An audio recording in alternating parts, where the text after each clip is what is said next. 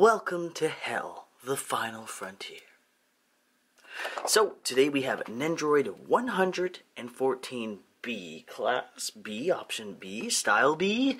Yes, Style B, because there is a Style A version, alternate colors of this Nendoroid.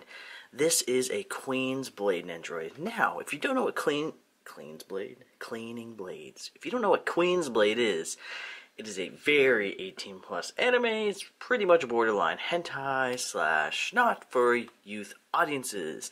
Luckily, this Nendoroid does not completely reflect the show. It does show signs of it, but overall I don't think this Nendoroid would be too explicit for my younger viewers. If there are younger viewers out there, please be advised, do not Google this show.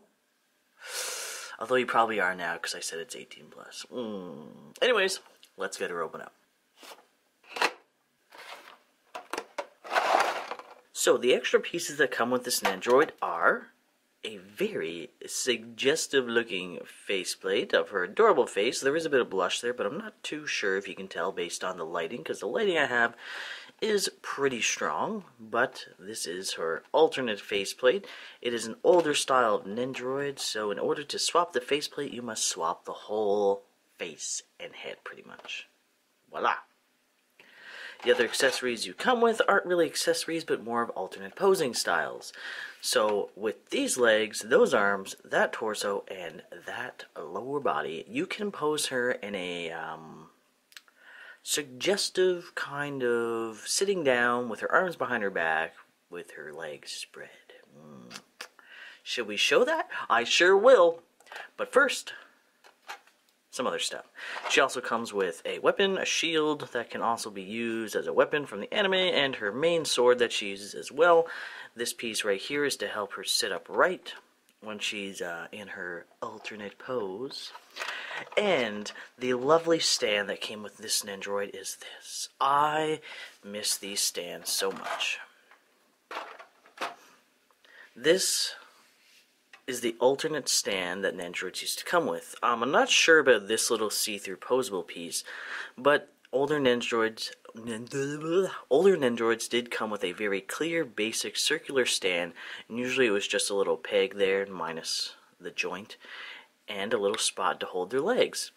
New Nendoroids come with a base that looks much like this one. They're all square, and they come with a little neck joint there, which a lot of people like, because you can pose, blah, blah, blah, blah, blah. But it means you have to have a hole in the back of your Nendoroid, and I'm not really a fan of the holes in the back of my figures, just for the sake of posing. Please, good smile, either switch back to this, or get in with the grabby hand clamp style of posable figure stands. Please, thank you, goodbye. Alright, moving on.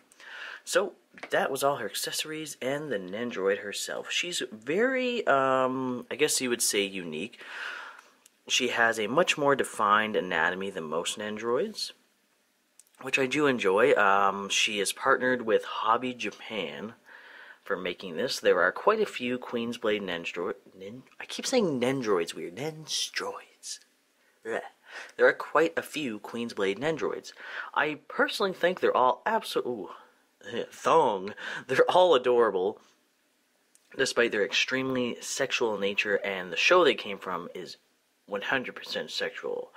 The first episode, I was like, oh wow, that was great. I actually do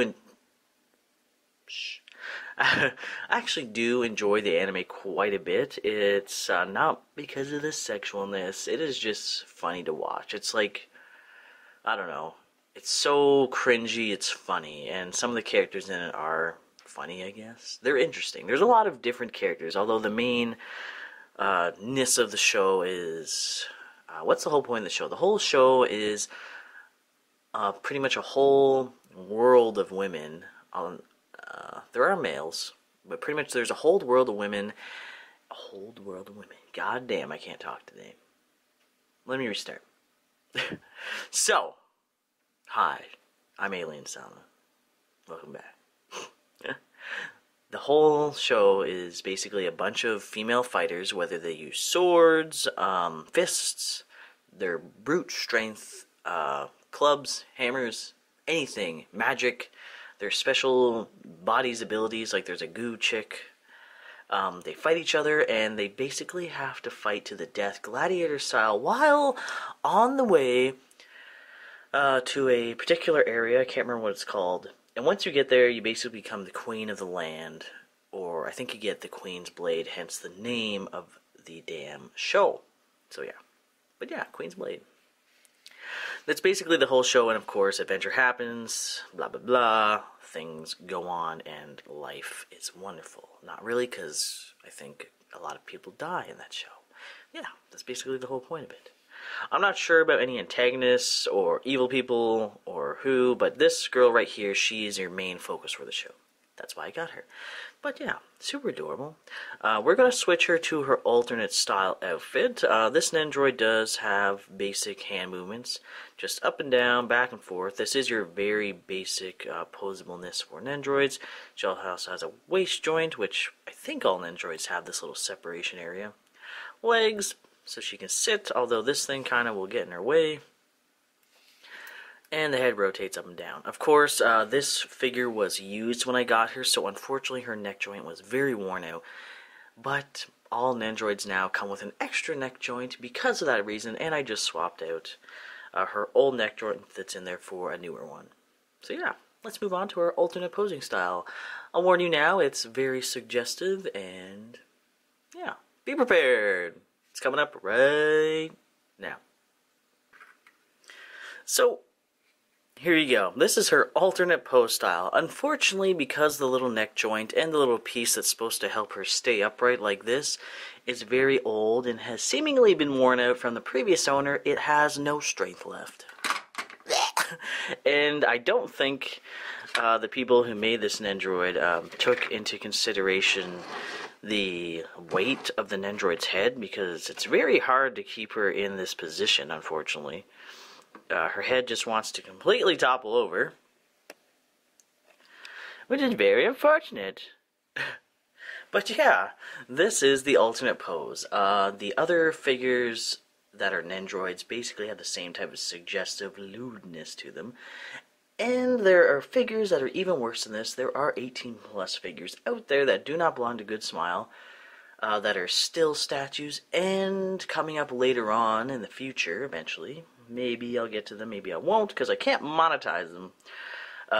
There are Reveltech versions of most of the main Queen's Blade characters, and they're all extremely 18+. So all you people who are 18 and under, you won't be able to watch those videos, because I'm going to age restrict them. Blah.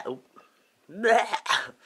So yeah, Reveltech Queen's Blade figures coming up in the distant future.